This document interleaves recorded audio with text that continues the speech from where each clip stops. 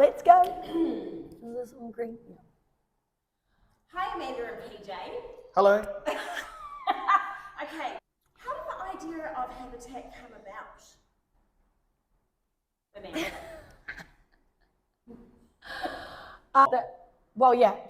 The real story why we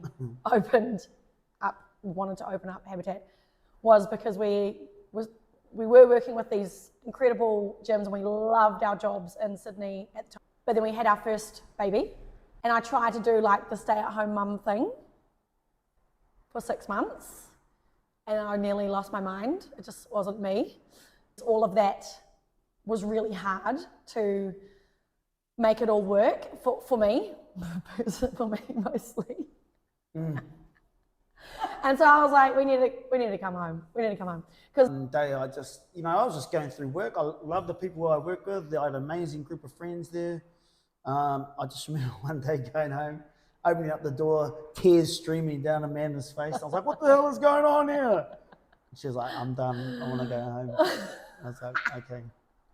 And she was like, well, let's open up a gym. I was like, heart started racing. I'm like, man, I just hate change. Within a day, Amanda's on the computer looking at stuff to go buy in China. Looking on the building sites for lease. That's how fast it went. So literally from the time that she was tears streaming down her eyes, within a month we were out. Packed all I our think it stuff was out, like from gone. May to August. So, what were the biggest challenges that you faced coming back to New Zealand and opening the gym, PJ? Her? Nah, just jokes. That was the hardest. Like, people don't understand this, man. When you're working with your wife, your significant other, like, you got to get that right. So we first started we locked horns the first sort of 3 or 4 months into it. Because I'd come from a management position. She'd come from managing people. We had our different ways of managing things and doing things. So the biggest challenging was working with her. But And who won? See, that's what I'm saying. That was a big sort of challenge, trying to get to the people to say that this is what we do. We do group training, small group, F45. Those small boutiques hadn't really come through. We were the first sort of ones to push our ways through. So that was really nerve-wracking, and the challenge was just to tell the story about Habitat and what we do. Thankfully, they got it. I remember our first walk-in. This thing was like, Jared this and gym Kirsten. was just like a square block, and she walked in and Amanda was trying her hardest. Like, this is going to be the turf and the studio. It looked like just a construction zone, right? And then they're like, can we come back? And I remember Amanda's face just started bawling, like, they don't like us. Oh, man. But our first members, I remember them so well. They stayed for years. And it was still a construction site at that point, and I'm sitting on my little school desk purchased from the warehouse with my little $50 like office wheelie chair, and literally I tried to like have our vision, because we don't have any photos, or like it hadn't been built yet. So I'm like selling the vision kind of, and our pre-sales went really well. Over the last 10 years, how would you say that Habitat has impacted the community here in Auckland? Oh, that's a great question.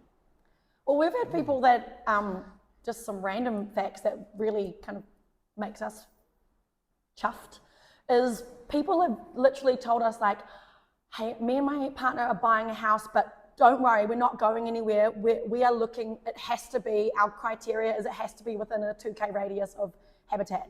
Like, so just letting you know that don't freak out if we need to pause our membership for a little while we suss this out, or they just, or people when they change jobs, they're like, I'm only going to accept these 2 jobs because I can still make it to the gym. So little things like that are quite flattering, I guess. So people really find this as their second home, or their just their place, like their third space. There's home, there's work, and then this is the third space. I think we've helped a lot of people, not directly, but indirectly through a lot of things they're going through in their life.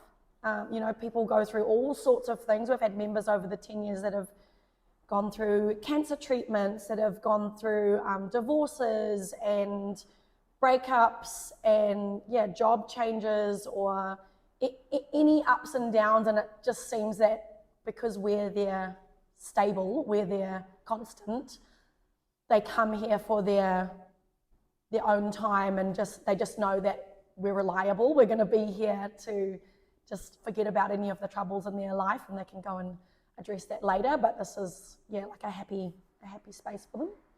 You know, when we built this place, it was like, we need to set the values, bring the people in, and then they'll create the culture. And that's potentially what's happened over the last 10 years. It changes. We have new members churning through, but the culture stays the same. And I think the biggest kaupapa that we teach here is just to don't put judgments on yourself. Turn up as you are. No one's going to put anything you're not here to impress people. You're here to work on yourself. Which is the reason why we have all these variety of classes that people can come to. Our coaching style is very, work at your own pace, because we want you to feel good in this place. And this place has always been, we treat this place like our house. We don't disrespect anyone when they walk in. Everyone's welcome. Real humans, like Amanda said, it should be your happy place. And it's our happy place too. And that's the way it should sort of roll down from the top down. Because we're not here all the time. So who holds then the culture? It's our staff, our team, and it's our members. And I honestly, I don't know how it happens. I wish I could share that secret recipe, but our culture breeds that it just keeps repeating. So the inclusive and before inclusive was like a cool thing. Like it's just that inclusivity, and everyone truly can just, honestly, we don't care what they're wearing. Like half the time it's PJ with holes in his pants or in his top. So like there's, or if you want to wear your latest Lululemons, that's fine. Whatever, you can just come as you are, and that's enough, and that's good enough. And I do respect that all different gyms or studios, they have their different thing. So there's some like elite reformer studios, or there might be like a real gritty, hardcore competitive CrossFit gym. And that's great, because for people that want that, they can go there. For people that maybe don't think as fitness as a competitive thing, and maybe people who actually just want fitness to be something that makes them feel good, and whatever effort they put in is enough, then this would be the place. Yeah. So, looking at the future, what's the vision for Habitat for the next decade, and are there any new projects on the horizon? Yeah, I think the future in the next 10 years for us, I think the industry is just getting this real state of change at the moment. The world is, right? So how it looks in the next 10 years, I don't know. I think every day for us is just making sure that what happens in this place is, we stick to our kaupapa and make sure everybody's happy. I'd like to think that the legacy of this place continues. It's an amazing place. And we'll continue to sort of make sure that this place thrives. We already know that this place is magic without us here, because we've made sure of that. Like we wanted to make sure that even if we weren't here, the community can still thrive. And it's our team that does that, and it's the systems and processes and classes that we've created that help that keep going. Could you each, like Amanda, you start, talk about what you think, maybe the best thing that PJ has brought to the business?